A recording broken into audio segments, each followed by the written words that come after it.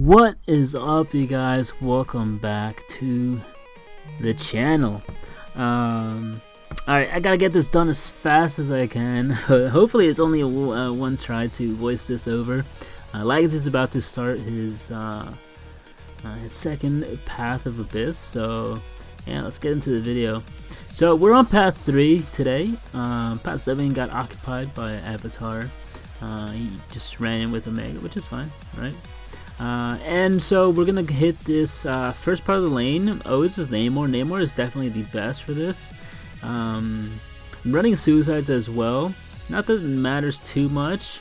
What we do have to be careful of is not finishing our combo, because the global node, as you can see, is what's it called? It's the one that small champions evade 3% of the chance. And then power gain 30% of a bar of power, which I believe last season was 5%, if I'm not mistaken. So yeah, now that it's down to 3%, pretty awesome change, I think, right? However, in my next war video, it's bugged, man. You guys will just see it in the next video. But yeah, hopefully they do fix it. And yeah, MF Frost is down. Alright, and going on to the next fight, Spider-Gwen. Normally, when it comes to evaders, I really don't like to take them with Quake on Limber, just because it can get a little tricky.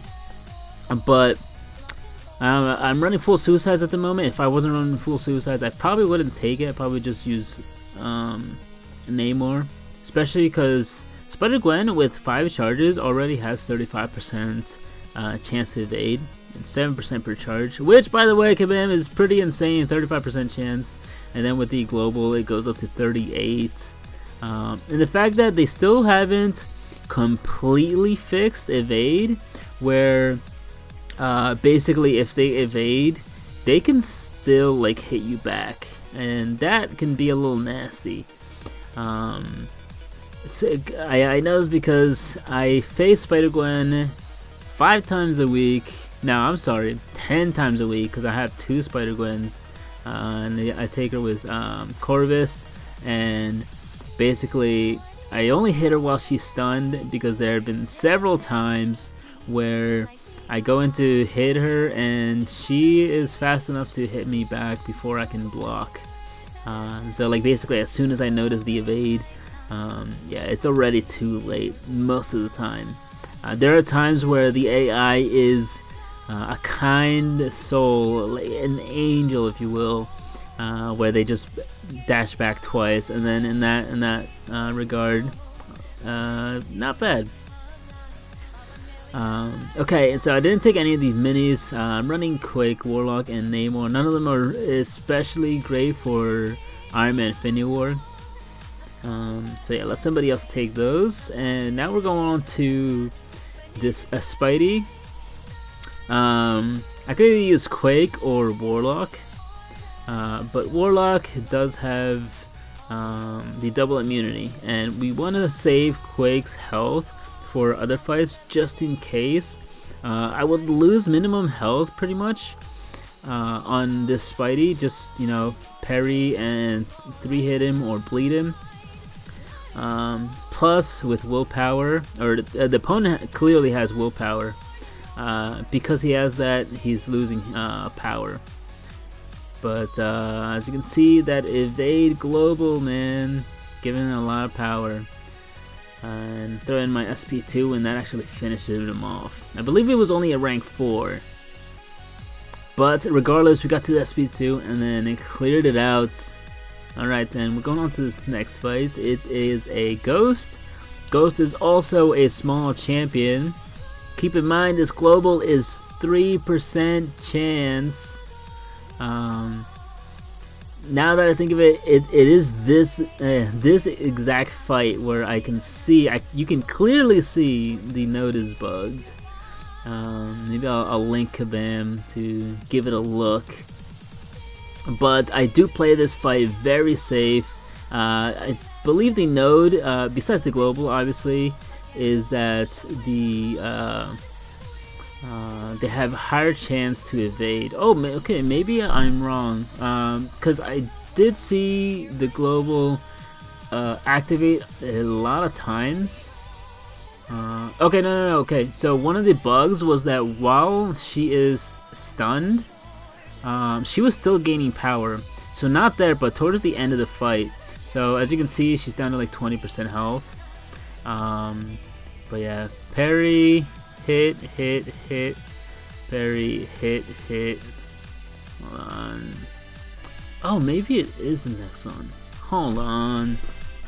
I'm sorry, guys, but I know I have definite proof that the is bugged.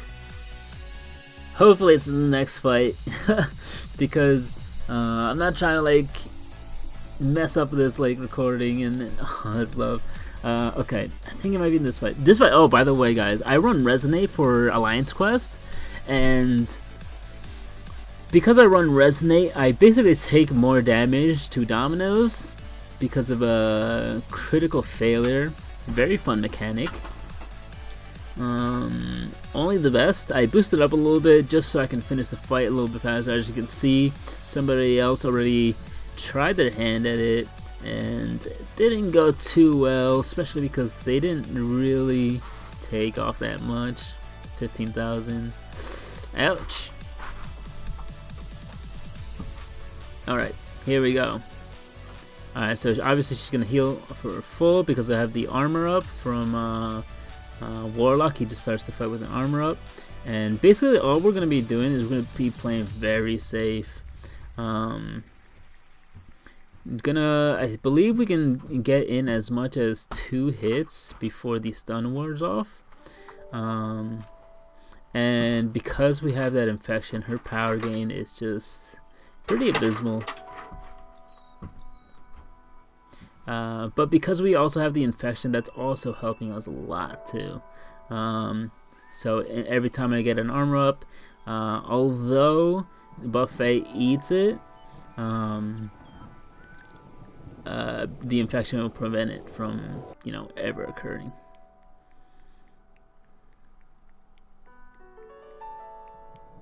Okay, there was one where the evade triggered twice. There was another one. So you can rewind it and put in like slow-mo. You'll see that she is clearly stunned, no evade call out, and still power gaining.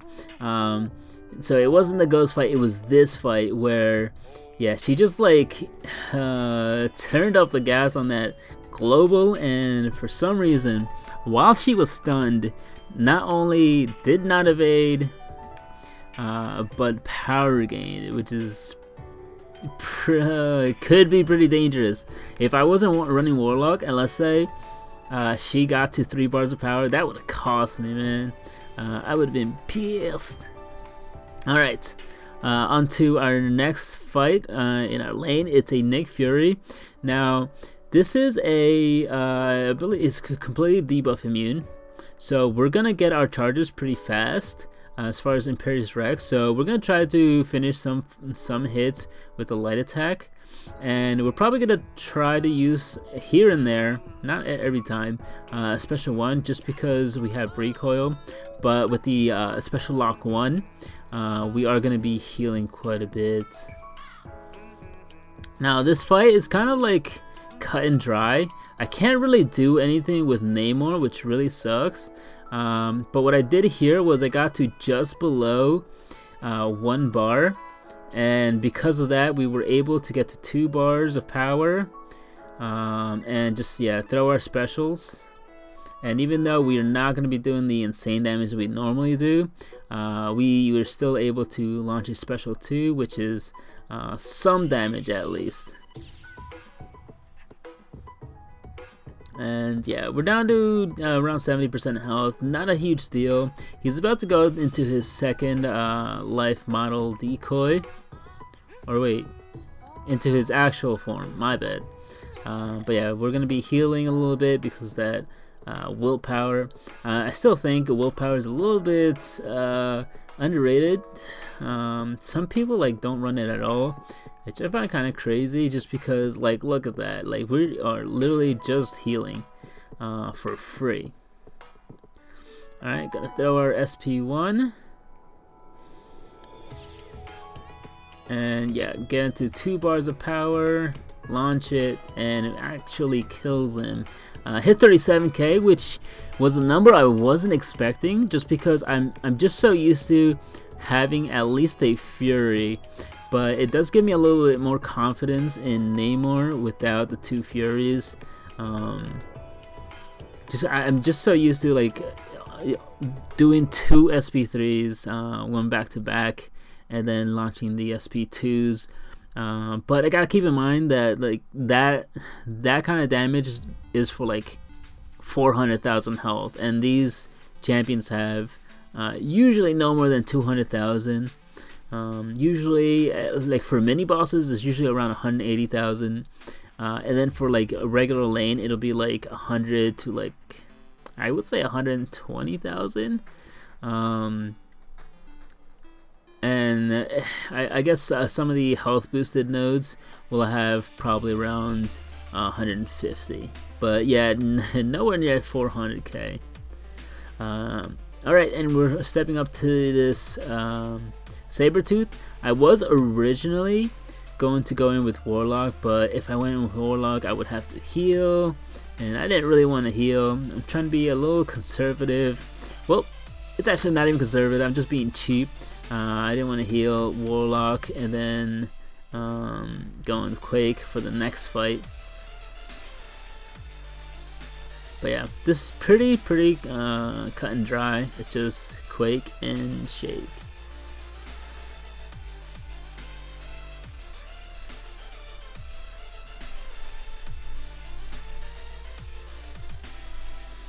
Alright, and now he's down to just under 30%.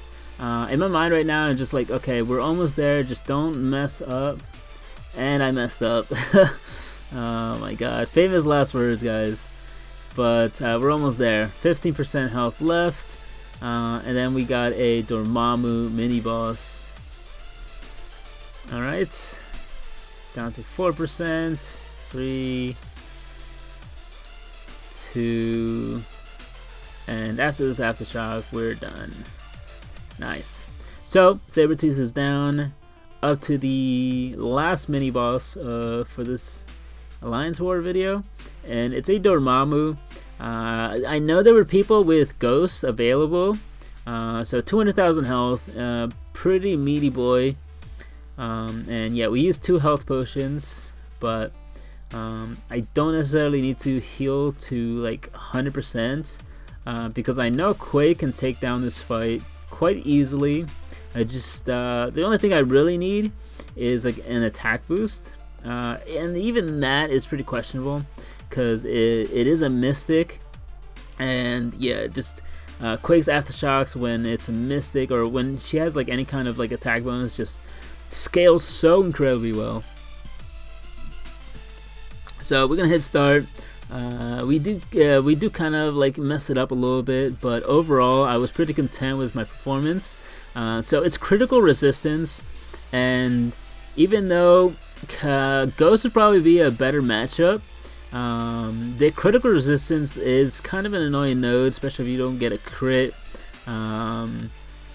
Like let's say sometimes, I remember when I did 6.3, there was a critical resistance global, and I mean it's for the lane at least, not global, my bad. And yeah, that was pretty insane. There were specials where with Ghost, like whole specials that would not crit at all, which is to me was pretty just unnatural. Alright, and so the first time that we messed up was I just messed up the timing, I believe. And then the second time I messed up, I didn't think he was going for a heavy. So I forget what I did, but yeah, I saw the animation and I was like, okay, I'm fine, right? It was just like a ending medium or something, and yeah, I just got hit with it. So